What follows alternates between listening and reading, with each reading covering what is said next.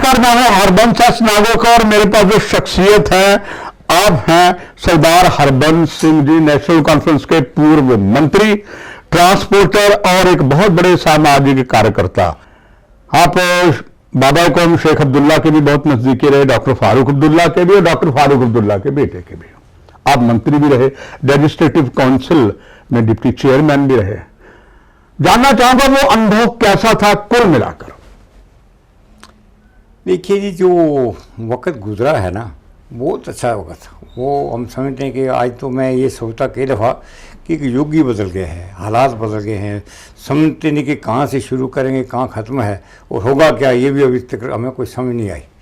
तो मैं समझता जो वक्त गुजर गया ना, बहुत अच्छा वक्त है। लोगों में बड़ा एकता, इत्फाक, भाईचारा, प्रेम। और कई दफ़ा जो बीच में जो बीमारियाँ बन गई ना, ये कोविड-19 वगैरह, इसकी वजह से भी लोगों में देखिए प्रेम मोहब्बत ख़त्म हो गया। मैंने देखा कई दफ़ा ये पिछले दिनों जब ये कोविड-19 जब आया, कोविड-1, कोविड-2, कोविड-2 जब आया जी, तो 2 में मैंने देखा कि कई दफ़ा कई लोग अपने रिश्तेदारों की डेथ पर भी नहीं जा सके। अपने खास रिश्तेदारों के, कोई बाप का बेटा नहीं जा सका, बेटे के बाप नहीं जा सका। तो मैं समझता हूँ कोई ऐसा युग कोई अच्छा नहीं रहा है। लेकिन ऑन दी होल अगर जनरल बात की जाए तो फिर भी मैं कहता हूँ कि हमारी मुल्क कई मुल्कों से अच्छा रहा है। और आज भी हम कह सकते हैं कि इतनी बड़ी आबादी होने के बावजूद भी, इतनी दुनिया होने के बावजूद भी हमारा मुल्क कई मुल्कों से अच्छा है और ठीक है। तो मैं समझता हूँ कि पिछला जो युग गया है तो लोगों में प्यार था, हमदर्दी थी और कोई काम काज अपने लोग लगे थे। आजकल कोई काम नहीं है, नौकरियां नहीं है, सरकारी नौकरी नहीं है। और ख़ास करके और बात एक मैं आपको शेयर करूंगा जी, कि हमारे यहाँ तो ख़ास करके और चीज़ हो गई ना। हमारे यहाँ हो गया कि पहले असेंबली थी, गवर्नमेंट थी, चुनी हुई गवर्नमेंट थी, लोगों की कोई आवाज़ एमएलए तक पहुँचती थी, किसी मिनिस्टर के पास पहुँचती थी, कोई कम बेसी कोई शिकायत भी है तो उसको हवाला दे के तो हम उसके अपने लोग हमारे पास आते थे, मंत्री के पास जाते थे, ये कहीं भी था। तो अब पिछले 2-2.5 साल से जब गवर्नर रूल लगा है तो मैं नहीं समझता हूँ कि कोई किसी की इतनी फरियाद या इतनी चीज़ें सुनी जाए, क्योंकि जो बाहर से लोग आए हैं इनका इतना ही है कि भाई ठीक है काम चलाओ। फिर भी काम चला रहे हैं ये भी, लेकिन ये कुछ उसमें यही कमियाँ ज़रूर आई हैं कि जो टेररिस्ट थे या आर्मी पर हमले होते थे या मारदार जो की जाती थी टेररिस्ट की तरफ से, उसमें कमी ज़रूर आई है। ये तो मानने वाली बात है। तो बाकी मैं कह रहा हूँ कि जो पहला ज़माना था, ये पहले हमारे वक्त की जो बातें थी वो नहीं रही। अब वो प्यार एक आपस में जो बरतना था वो कम हुआ है। उसकी कई वजूहत मैंने अभी बताई, कोविड-19 की बात करो या हालात के यहाँ चेंज ऑफ गवर्नमेंट हो गई है, जो 370 के ख़त्म होने के बाद गवर्नमेंट बनी है। तो मैं समझता हूँ कि ठीक है कि जहाँ पर वो जो मिलिटेंसी का उसमें तो कमी बहुत ज़्यादा आई है, इसमें कोई शक वाली बात नहीं। लेकिन ऑन दी होल लोगों में वो जो लोगों के काम है, असंतोष, अविश्वास और असंतोष है। आज ही मैं सुन रहा था, सुबह की बात है कि हमने 11,000 नौकरियां लगाई हैं अभी कुछ दिन हुए। तो हमें तो पता ही नहीं था कहाँ 11,000 नौकरियां लगी हैं या क्या नहीं लगी हैं, वो लगी होंगी। लेकिन आम जनता को, आम तो आप जो हमारे बच्चे हैं या कहीं जो आते हैं हमारे पास, सब मुझे ये है, तो उनको पता ही नहीं था कौन लगा, कैसे लगता है, कि उन्हें लगता है क्या इंटरव्यू हुआ है कि नहीं हुआ, या हुआ होगा। हम नहीं कहते नहीं हुआ होगा, हुआ होगा, लेकिन इन जनरल लोगों को पता ही नहीं लगता। असंतोष है। आपसे परिचित लगभग 40-45 साल से हूं। आपने एक ग्राउंड वर्कर के नाते ग्राउंड से काम शुरू किया, चाहे पंचायती राज में था उसमें आपने चुनाव लड़ा, और आप गुरसिख हैं और आपने सिख धर्म का भी असूलों का पालन किया। जो एक ग्राउंड से निकली हुई शख्सियत आप जैसे को, उसे एक एक चीज का अनुभव होता है। दर्शकों के लिए जानना चाहूंगा कि इस वक्त जो खास करके अगर बात करें कि यहां पर, जैसे आपने भी कहा कि यहां पर केंद्र शासित प्रदेश है, सेंट्रल गवर्नमेंट का ये ऑर्डर चल रहा है, गवर्नमेंट बनाने के लिए डिलिमिटेशन कमीशन की बात चल रही है। सरदार हरबंस सिंह साहब सभी ने ही उसको ऑब्जेक्शन किया, चाहे रूलिंग पार्टी वाले हैं, दूसरे हैं, कश्मीर में भी, जम्मू में भी, सारी जगह। और मुझे याद है एक समय जब यहाँ डिलिमिटेशन कमीशन था पहले, आप भी उसके मेंबर थे। अभी जो बनाया गया फाइनल लिस्ट नहीं आई है, पीछे भी आया भी है, वो सभी असंतोष हैं, सभी अनसेटिस्फाइड हैं। क्या वजह है? सारे ही जम्मू कश्मीर में अनसेटिस्फाइड है। बाद आपने ये बात कही कि मैं उसका डिलिमिटेशन का बिल्कुल बाद में जी। पंचायतों को तोड़ दिया गया जी। और वो बोर्ड खत्म कर दिए गए। तो डिलिमिटेशन की मीटिंग की जब बात आई तो मैं डिलिमिटेशन कमीशन का मेंबर था, उसके चेयरमैन थे जस्टिस के गुप्ता साहब। तो हमने बड़ी मीटिंग करी, मीटिंग ये नहीं, हम 2 दिन जाके रहते थे। हम रियासी में गए, वहाँ से आगे गांव में गए, ये रहते थे। लोगों को दूसरे दिन 2 दिन लगा के पूछते थे यार क्या हुआ, क्या करना है, कैसे ये पंचायत किधर जानी चाहिए, यहाँ की आबादी कितनी है, यहाँ में सेंटर में कोई नाला है या कोई पानी है या पहाड़ है। उस हिसाब से देख के लोगों को सुन के तो फिर हम डिसीजन करते थे ये होगा, ऐसा करना चाहिए। तो आज की जो डिलिमिटेशन जो बनी है, जो देसाई साहब चेयरमैन है जिसके, उसके साथ 2 और मेंबर ही हैं और हमारे एमपी भी हैं। लेकिन एक चीज़ ये मैं आपसे, आप भी बड़े बाली बात जानते हैं कि आपके साथ रोज का ये व्यवहार है कि कौन सी मीटिंग आप 2 घंटे में पूरे प्रोविंस की ख़त्म कर सकते। विद इन 2 आवर आप कहते हैं कि जम्मू में हम होके आए हैं और 2 घंटे में श्रीनगर की भी मीटिंग कर लेंगे, तो ये मीटिंग होगी।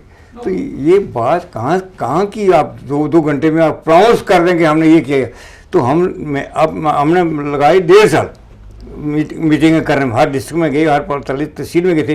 तो अब 2 घंटे में आप कहेंगे हमने 400 बफर को मिला है, तो मैं नहीं समझता कि इंसाफ लोगों के साथ होगा।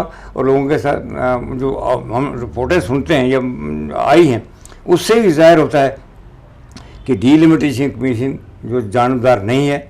उन्होंने, मैं अपनी बात करूं, अब हमारा इलाका है ये चट्ठा फोर कैम्प गाड़ीगढ़ वगैरह, जहां रिफ्यूजी और सुधार रहते थे उनको अलग से कर दिया, अलग कर दिया बिल्कुल। कोई रिफ्यूजी की सीट नहीं बन सकती। अपने हमारे उजड़ बुजुर्ग के लोग आए हैं, कम अज कम इससे पहले कोई बने, कोई रिफ्यूजी बने, कोई हिंदू हो, सिख हो या कोई किसी मजहब से तल्लुक़ रखता हो, लेकिन बनना तो चाहिए था ना उनका। लेकिन हमें लगता है कि वो चीज़ ख़त्म कर दी इन्होंने अपनी मर्ज़ी से। जहाँ पर बीजेपी की है सिस्टम, उन्होंने बीजेपी को जिताने के लिए, बीजेपी की वोट सिक्योर करने के लिए इन्होंने उसको सबको चेंज करके, तो जो नहीं होना चाहिए थे वो इन्होंने कर दिया है।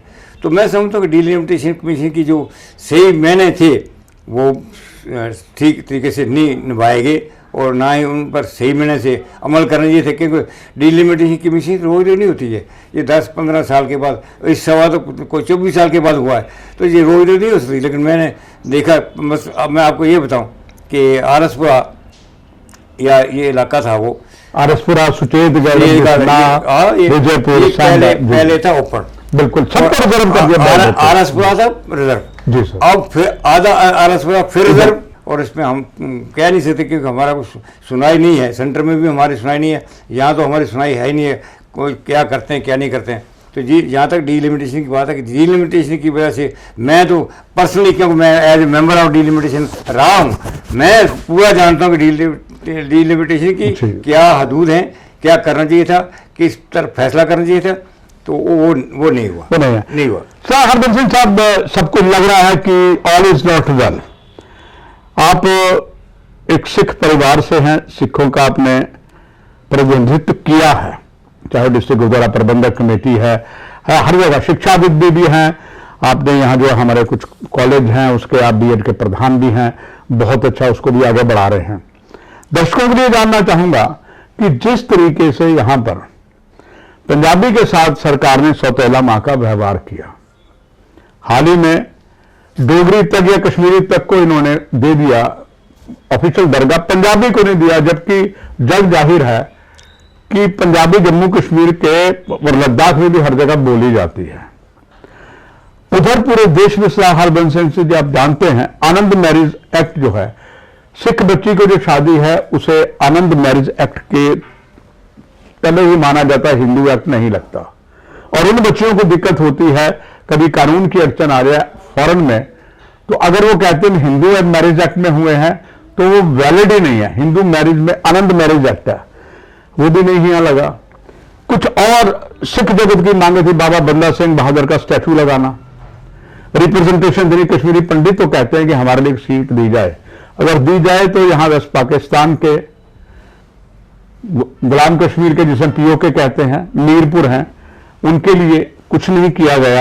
ये जो सारा खास करके पंजाबी के साथ सौतेला मां का व्यवहार हो रहा है, इस पर आप क्या समझते हैं, कौन दोषी है? देखिए, आपने बड़ा अच्छा सवाल किया है, क्योंकि मैं इसको भली भांति जानता हूँ, क्योंकि एज ए सिख मिनिस्टर होने के नाते मैंने काफ़ी, हमने उस वक्त कोशिश करी थी कि इसमें पंजाबी लागू की जाए। पंजाबी नाट्य इसको सिख लैंग्वेज के साथ मत जोड़ा जाए। ये पंजाबी, गोजरी, डोगरी, पहाड़ी, ये सिस्टर कंसर्न है। आप जिसको पहाड़ी आती है वो पंजाबी अच्छी तरह से बोल सकता है, जिसको डोगरी आती है एक फर्स्ट क्लास पंजाबी बोल सकता है, जिसको अपनी ये गोजरी आती है वो पंजाबी जानता सा। तो ये चीज़ें जो आपने कही बिल्कुल दुरुस्त है कि पंजाबी के साथ नाइंसाफ़ किया गया। और ख़ास करके मैं ये कहूँगा, आप अभी देख लीजिए, मैं नोट कर रहा था एक दिन, अब पंजाबी पहले हफ्ते में 3 दफ़ा आती थी रेडियो पे, 3-4 दफ़ा, 4 दफ़ा उसका, अब हफ्ते में 2 दफ़ा आती है आधे घंटे के लिए। और उसमें 2 गाने मैं सुनता हूँ, जो पंजाबी के 2 गाने हैं तो तीसरा गाना ख़त्म, 2 गाने आए तो तीसरा गाना ख़त्म, के उसमें फरमाइश होती है, फरमाइश करते करते 10 मिनट लग देते हैं तो एक गाना होगा। अब ये सुना, मैं आपसे रिक्वेस्ट, आपने बिल्कुल अच्छी बात कही है कि पंजाबी को बिल्कुल ही इग्नोर कर दिया। पंजाबी ना यहाँ पढ़ने वाली रखी है, ना गुरबानी के लिए कोई चीज़ रखी है। और आपने बिल्कुल दुरुस्त कहा कि डोगरी के लिए भी रख दी है, ना कश्मीरी भी रख दी। हम इतराज़ नहीं करते, उनका भी होना चाहिए, लेकिन पंजाबी का अपना शेर होना चाहिए। पंजाबी आप पूरे वर्ल्ड में अगर लगाएं तो करोड़ों के हिसाब से ज़्यादा लोग पंजाबी बोलने वाले हैं। मैं आज से 20-25 साल पाकिस्तान गया तो वहाँ पर 99% 100% लोग बोलते हैं, करोड़ों के हिसाब से लोग हैं। तो इसलिए पंजाबी के साथ बिल्कुल नाइंसाफ़ी हुई है और आगे भी हो रही है। और बिल्कुल मैं फील करता हूँ कि जब मैं सुनता हूँ रेडियो, तो रेडियो में कोई प्रोग्राम नहीं आता है, प्रोग्राम कोई कथा, कोई कीर्तन, कोई ऐसी चीज़ पंजाबी में भी आए तो बिल्कुल नहीं आती है। तो मैं समझता हूँ कि जो आपने कहा बिल्कुल दुरुस्त कहा। तो इसके लिए जदोजहद जो है, अब जदोजहद किसके साथ करें जब कोई है ही नहीं है, गवर्नमेंट कोई नहीं है, लेना नहीं देना नहीं, किसको क्या कहें, मर्जी जिसकी आती है वो कर लेते हैं, मर्जी नहीं आए तो यही दुर्भाग्य। सरदार हरबंस सिंह साहब, आप खास करके हम सिख बिरादरी की बात करें तो सभी कहते हैं कि सब सिखन को हुक्म है गुरु माने ग्रंथ, उसी को मानते हैं, होना भी यही चाहिए। बड़े पंजाबी मेहनती होते हैं और सिखों की अपनी ही शान है, Singh is a king. Harbans Singh साहब, काफी जो आपके यहाँ हमारे जो बहुत ट्रांसपोर्टर हैं, कईयों के तो अपने बसें, गाड़ियां सब कुछ है, कई ड्राइवर्स भी हैं, यानी कि काफी बड़ा पंजाबी तबका जो है वो ट्रांसपोर्ट से जुड़ा है। और नेपाल में भी जो ज्यादा ट्रांसपोर्ट चलती है, ज्यादा मैक्सिमम हमारे जम्मू का भी, आपके कई रिलेटिव सरदार रंजील सिंह साहब अब स्वर्ग में हैं, उनके भी सब एक अच्छा खासा वहां भी व्यापार जो है वो पंजाबियों का रहा है। अब जो ट्रांसपोर्टर हैं, चाहे वो पंजाबी परिवार से संबंधित है, किसी से हैं, उनकी हालत बद से बदतर हो रही है। कैरियर ट्रांसपोर्ट एक तरफ से बिल्कुल मर रहा है, उसकी बात पूछने वाला कोई नहीं है। क्या वजह है आज ट्रांसपोर्टर की कुछ सुन नहीं रहा? मेरी कंपनी रही हैं, गाड़ी रही हैं, बसें रही हैं, ट्रक रहे हैं, और मैं खुद अपने सेल्फ ड्राइव भी किया मैंने। तो मैं जिस तरह आपने नेपाल की बात की, मैं नेपाल ही गया हूँ जी, तो वहाँ भी मैंने अपनी गाड़ी वहाँ भी हम चलाते रहे। तो बात ये है कि कुछ समा जो पिछला गुजरा है, ये अपना कोविड के कारण भी बहुत नुकसान हुआ है। दूसरा उसके साथ डीजल की इतनी प्रॉब्लम है। आप रोज देख रहे, पिछले मैंने रात को सुन रहा था, पिछले 10-11 दिनों में 9 रुपये के करीब 100 रुपये लीटर चला गया। तो डीजल गाड़ियों में जो डीजल का उसके बरक्स जो आमदन है वो कम है, और उसके जो रेट हैं, किराए हैं जो कम हैं, तो उसके बरक्स अगर महंगाई देखें तो बहुत ज़्यादा है। तो मैं समझता हूँ कि हमारे जो पुराने ट्रांसपोर्ट, जैसे मैं हूँ, मेरे पास 11-12 गाड़ियाँ थी, तो मेरे पास अब एक गाड़ी नहीं है। मैं कोई काम ही बंद कर दिया, कुछ आता ही नहीं, करेंगे क्या? तो इसलिए लोगों ने जो अब बच्चे बेचारे, जो छोटे बच्चे हैं जो कहीं हैं, वो अब खुद चलाते हैं, खुद ही जाते हैं, वो अपने पेट जोड़ जोड़ के अगर 4 पैसे कमाते हैं तो वो भी हालात डीजल की वजह से और वो और भी बढ़ गए। बदतर बदतर हो गए। दूसरी बात ये है कि हमारे लोगों ने एक तो पूरा ये कर लिया है फैमिली प्लानिंग। पहले होते थे 3-4 भाई थे, 2 गाड़ियाँ कर गई, 3 गाड़ी। अब हमारे लोगों ने भी जागृति आ गई है, हमारे 1 2 बच्चे से ज़्यादा लोग हमारे जो है वो है नहीं है।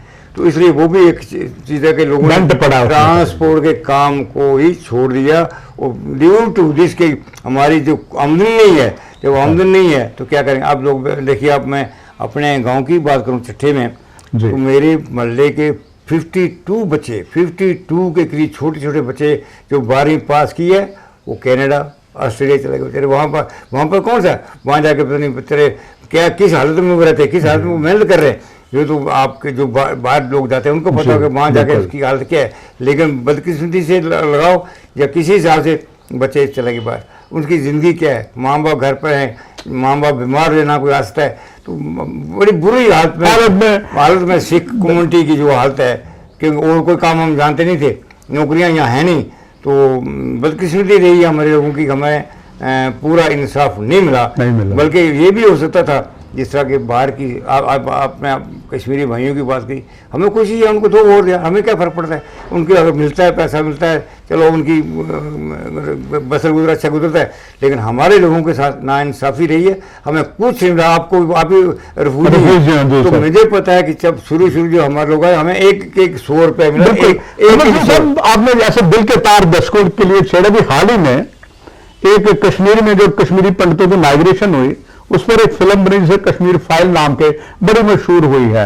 मगर उसमें आम सिख नेताओं ने बड़ा आक्रोश किया है कि फिल्म ठीक बनी है, मगर सिखों के साथ भी जितने नरसंहार हुए हैं, चाहे चाटी सिंहपुरा ले लीजिए, महजूर नगर ले लीजिए, और कई मुस्लिम भाइयों के साथ भी ऐसा, उनको नहीं दिखाया गया। मीरपुर की बात ले लीजिए, किस कदर नरसंस हत्या हुई थी, और यहां तक जो गुरुद्वारा साहब में लाए गए थे उनका भी कत्लेआम हुआ, उस पर कोई फिल्म नहीं बनाता है। तो क्या आपको लगता है कि ये भी बेइंसाफी की जो नरसंस हत्याएं हुई उस वक्त, आपके परिवार भी वहां पर थे, क्या महसूस करते हैं कि वो फिल्म तो अच्छी चलेगी, हमारी कोई नहीं बनाता? आपने बिल्कुल दुरुस्त कहा है कि ये भी नरसंहार हुआ चिट्ठी सिंहपुरा में जी। तो उस वक्त मैं मिनिस्टर था, बिल्कुल, मैं वहाँ पर स्पॉट पे गया, वहाँ लोगों ने मुझे वो गोलियां दिखाई, कितने लोग 35 सिखों को खड़ा करके गोली मार दी। वहाँ पर हिंदू भी उजड़े हैं, पंजाबी या दूसरे किसी कम्युनिटी से, वो भी उजड़े हैं, सारे जुड़े।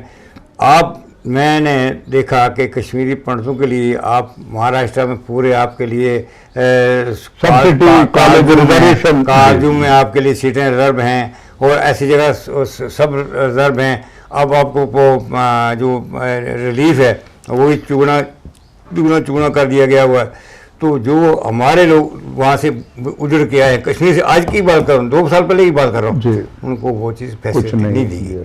इसी तरह जिस तरह आपने कहा कि 1947 की बात करें, तो 1947 की जो हमारे लोगों के साथ दर्द भरी दुखद कहानी, जैसे आपने कि आप भी रिफ्यूजी है, मैं भी रिफ्यूजी हूँ, वहाँ हमारे लोगों को मार दिया गया, गुरुद्वारों में ले आके वहाँ पर जिंदा जला दिया गया।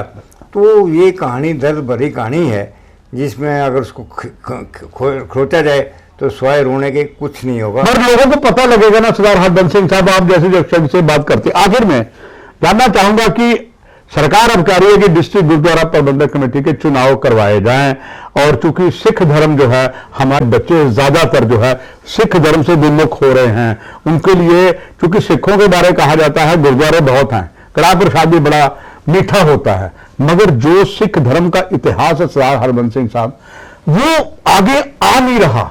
अगर यहां डिस्ट्रिक्ट गुरुद्वारा प्रबंधक कमेटी के चुनाव होते हैं, क्या आपको लगता है यहां जो टीम बनेगी उसमें सिख धर्म का सही प्रचार, बच्चों को सिख धर्म से जोड़ने के लिए कुछ और किया जाए, या जैसे पहला होता आया वैसे ही होगा? देखिए, आपने मेरे नज़दीकी सवाल कर दिया, क्योंकि मैं JNK के गुरुद्वारा प्रबंधक कमेटी का मिनिस्टर रहा हूँ जी, और मैं अपने वक्त में मैंने कोशिश की थी कि ये एक्ट जो बना है इसमें बड़ियाँ खामियाँ हैं, उस एक्ट की खामियों को दूर करने के लिए हमने एक मीटिंग बुलाई। मैंने दिल्ली गुरुद्वारा प्रबंधक कमेटी के लोग भी बुलाए और अमृतसर साहब से भी बुलाए। तो ये हमने मीटिंगें शुरू की थी, लेकिन बदकिस्मती के 1989 में हमारी गवर्नमेंट जो है वो रिज़ाइन कर दिया। तो वो बात जो हमने करना और चाहता तब बहुत बड़ा मैसाकर भी हुआ था, आंदोलन हुआ था और कमीशन का आदमी कुछ नहीं बना। जी, तो उसके वजह से वो हम कर नहीं पाए। तो इसमें इस एक्ट में बहुत खामियां हैं, बहुत खामियां। मैं बताऊं कि एक डिस्ट्रिक्ट है उसकी आबादी है 500, दूसरे की है 50,000, तो आपको भी 11 मेंबर, तो डिस्ट्रिक्ट जिसके 50,000 आबादी उसके भी 11 मेंबर। अगर कहीं आप उसके जो डिस्ट्रिक्ट के अलावा अगर आपके वो आते हैं, इसलिए समझ लीजिए कि अगर जम्मू डिस्ट्रिक्ट की आबादी है समझ लीजिए 2 लाख हज़ारों की, तो उसके बरक्स अगर आपकी कठुआ या सांबा लगा लो या रजौरी पुंछ लगा लो, वहाँ पर 10,000 तो उनके मेंबर। तो ये बात उसमें और भी बड़ी खामियां हैं इसमें, लेकिन वो खामियां दूर कौन करेगा?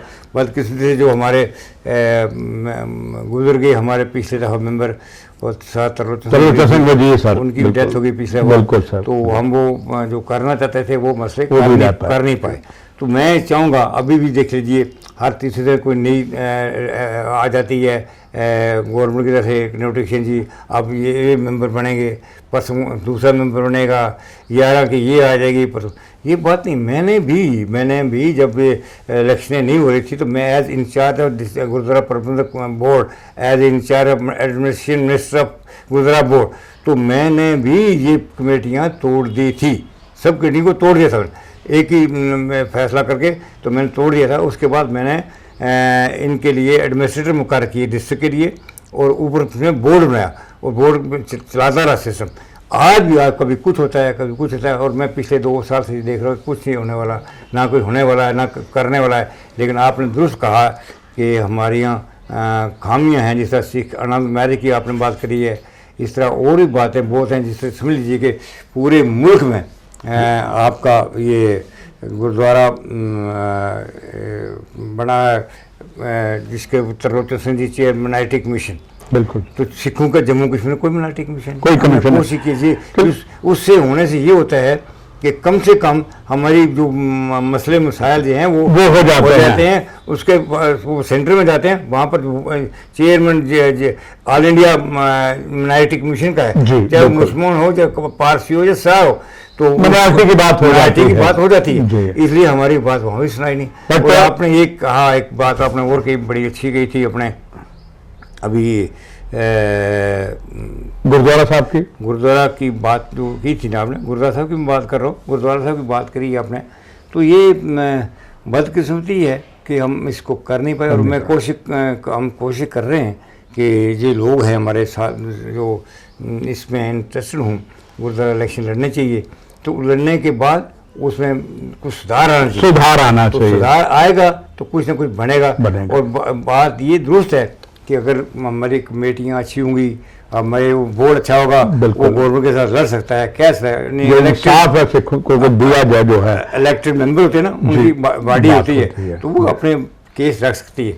तो हम कोशिश करेंगे आने वाले वक्त में, अगर लोग जब इलेक्शन हो तो अच्छे लोगों को। निश्चित तौर पर सरदार हरबंस सिंह साहब, आप हमारे बड़े हैं और असीम अनुभव जो आपका जिंदगी का आपने इस चैनल के माध्यम से बांटा, और मुझे पूरी उम्मीद सरकार और सारे इसको देख के अमली जामा पहनाएंगे, क्योंकि हर मुकाम आपने देखा है, आपने हमसे बात की। आपका बहुत बहुत धन्यवाद, शुक्रिया। सत श्री अकाल दर्शकों, आपसे भी इजाजत, नमस्कार, thank you. For more updates, do subscribe our YouTube channel and don't forget to hit the bell notification icon. And if you are watching this video on Facebook, do follow our Facebook page.